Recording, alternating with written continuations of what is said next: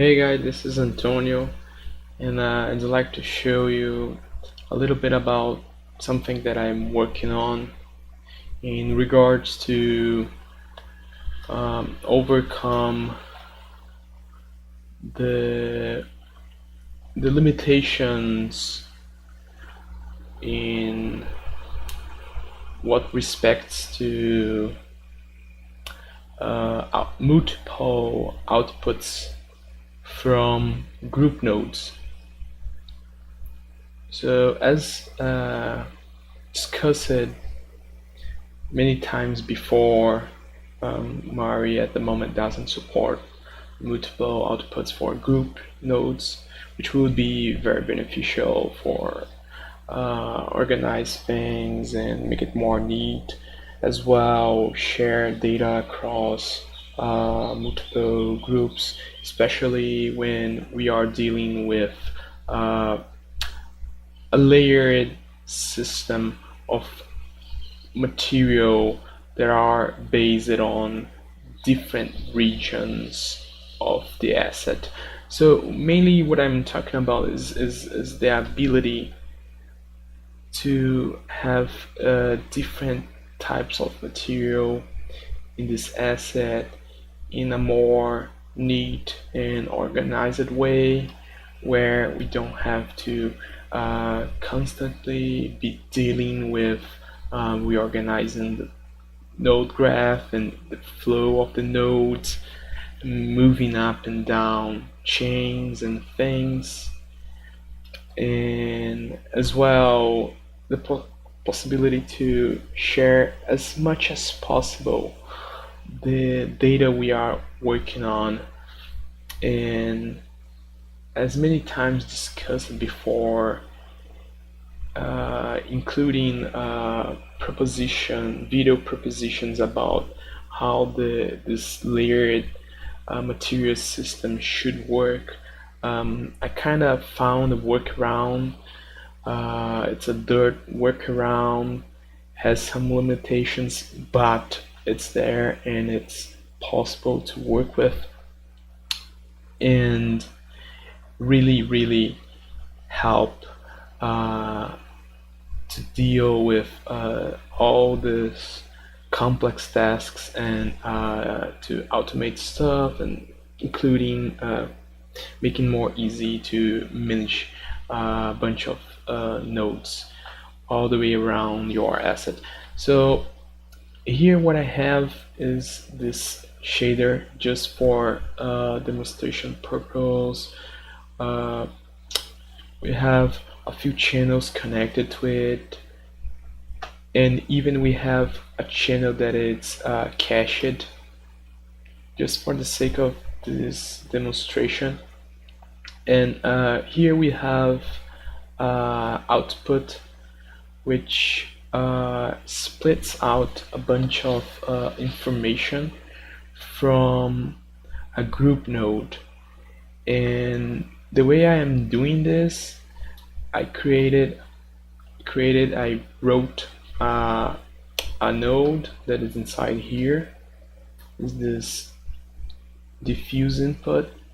It has a few inputs to it, so you can plug all this data and he will pack this stuff up and output from the group node to this other node, which will unpack or interpret all this data that is coming from here. And basically I'm packing up data in the RGBA channels, and there's a tiny loss in precision because I am not only using values from 0 to 1, but I'm also using values much above 1. So that's the way that I found to pack it up, let's say 2 colors per channel or 2 floating information per channel. So anything below 1 and anything above 1 up to a certain value that it's possible to be stored, and that makes possible to have this sort of node. So I coded and developed these nodes which make it possible to output specular color, specular roughness, Fresnel, the anisotropic, rotation, and bump from a single group node like this. And in here, I will just have a specular input that will be connected with all your layers, your nodes. And because this is inside of a group node, we can even have the possibility to have inputs. So as you can see here, I have two inputs in here, and this input one, it's dealing with this image, which is a tiled image, and the second input, which is this one, it's coming from this material. So this is a plastic. Actually, it's wrong spelled, so I'm sorry. Let me just fix this. And this one as well. So let's say this is a plastic that it's all packed up into this group, and so this group is responsible to give the look of how the diffuse of this material should look like.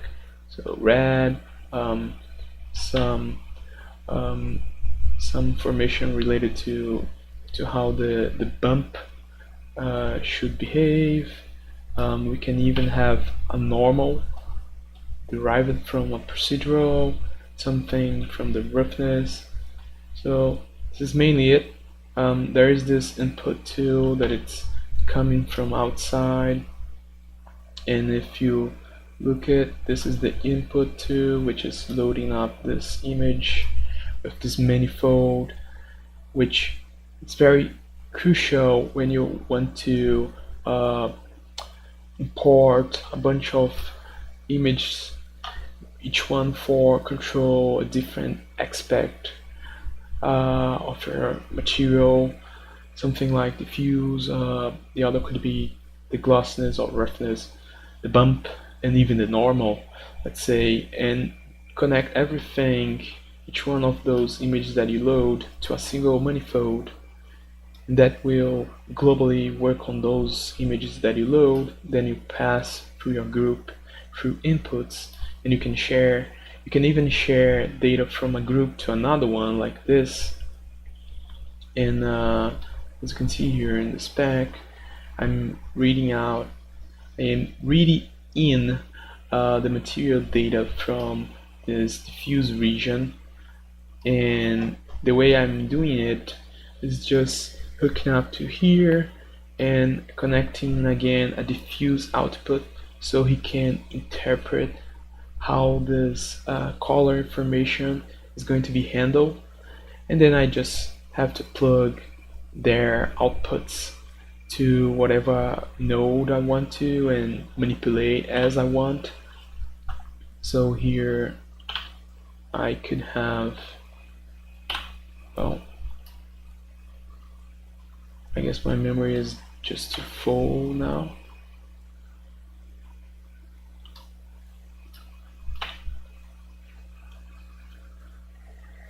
Oh, give me a sec. Okay, so back again. Sorry for that. I was running out of GPU memory, so I had to cache a little bit of the channels inside of the diffuse output. So back again to this multiply set range combination. He is reading this diffuse roughness from the diffuse part here, and I am just multiplying to another input, which is this paint, just for the sake of it. and this set range is just manipulating this info. So if I just undo things, that's what you have. So I was just controlling a little bit how this specular roughness is getting packet into here, and then later on pass it down through the chain to the channel. So that's the idea.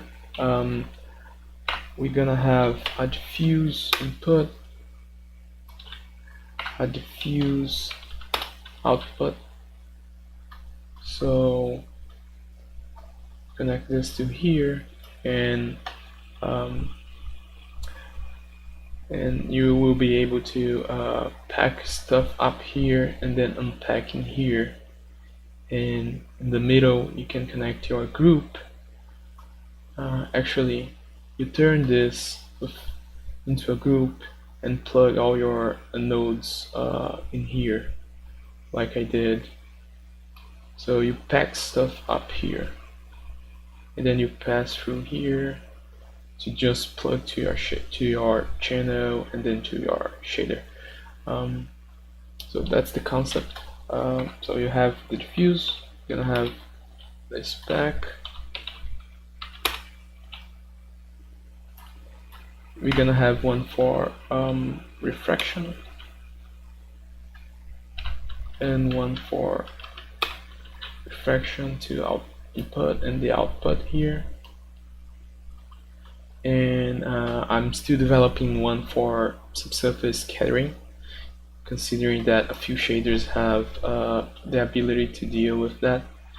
So I was just looking up to share these work in progress with you guys, and ask for your feedback over the forum, and I'm looking forward to hear what you guys would like to have as data outputs and data inputs, as well any sort of suggestion to how I can improve this. So at the moment this is just, I think, would be a more neat way to approach the system in terms of node layout. So inputs come in, then everything is packed on the group, and in the end you just hook to the unpacker or your diffuse output that will split all the data across to your channels, and then you can just plug to your shader and visualize the end result of it, as you can see here. So I hope you guys enjoy this, and I'm just looking forward to hear what your thoughts could be, and stay tuned for more. Thanks, and bye bye.